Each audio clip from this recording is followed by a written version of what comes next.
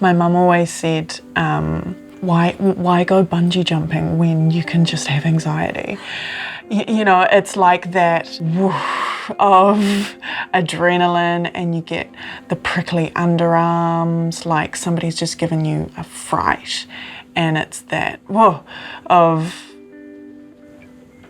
primal fear. Anxiety is just a full body, like full setting experience. It kind of takes over everything, you know?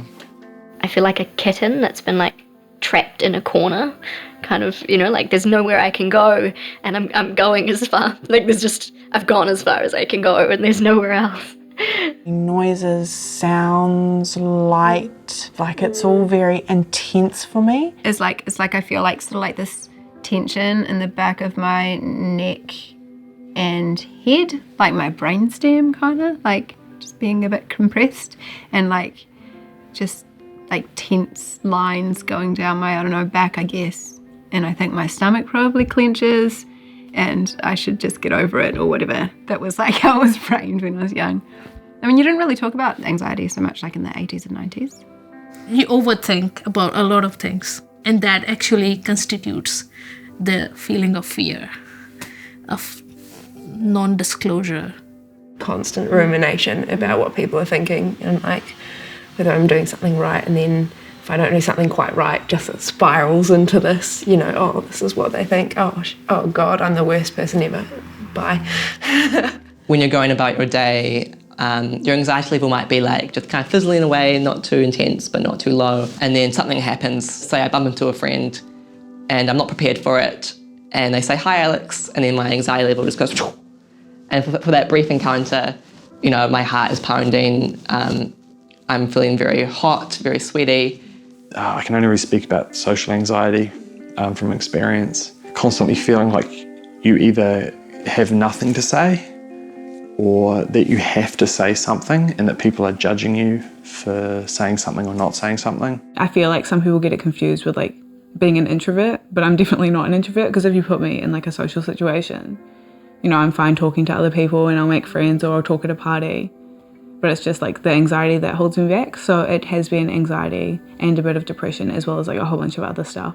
I find that I feel quite responsible for quite a lot of other people and situations that I'm involved with. And it's been a journey to realise that that's a responsibility I've just put on myself. Nobody else is asking for that responsibility from me. I need to learn to step away from it in certain situations, because I can't take all that responsibility on myself. And my anxiety likes to turn inwards and say, oh, it's because I've done this and that and the other thing, and or I haven't done these things and I'm not good enough. And if I can be like, I feel like I'm not good enough, I know that I haven't been sleeping well, so I'm just going to ride this out and not kind of get caught up in those conversations with myself. It's so much better to know that you can be accepted on your bad days as well as your good, because there's gonna be bad days. Everyone has bad days. So yeah.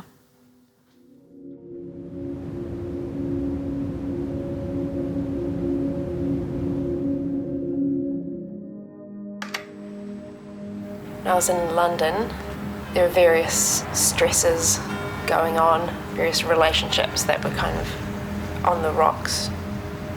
I was in my flat and I just remember this overwhelming sense of losing control and of breathing really fast, really suddenly.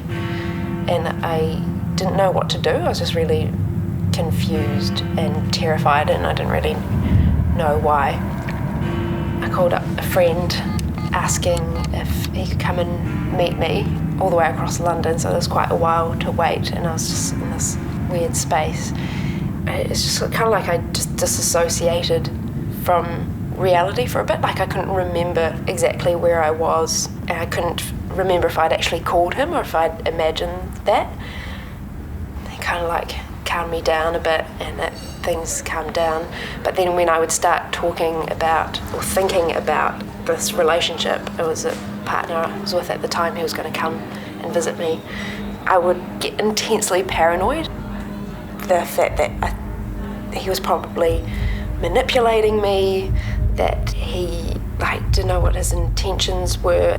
These were completely unreasonable at the time. It was just everything everyone said was making fun of me, was trying to actually manipulate me and take advantage of me. I was just scared of everyone. This whole thing lasted kind of several days and actually several months after that. I just couldn't focus on everything, and they gave me these blue pills, sleeping pills, to help me sleep through my alarm at work, so I couldn't go to work, and then tried to explain to them that I'd had a panic attack.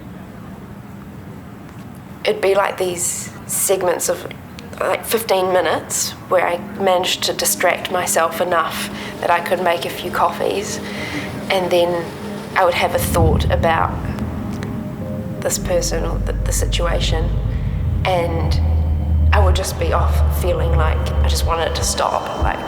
All I wanted it was to stop.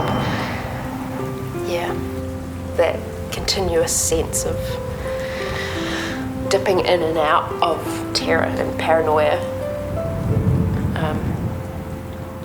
That was really bad.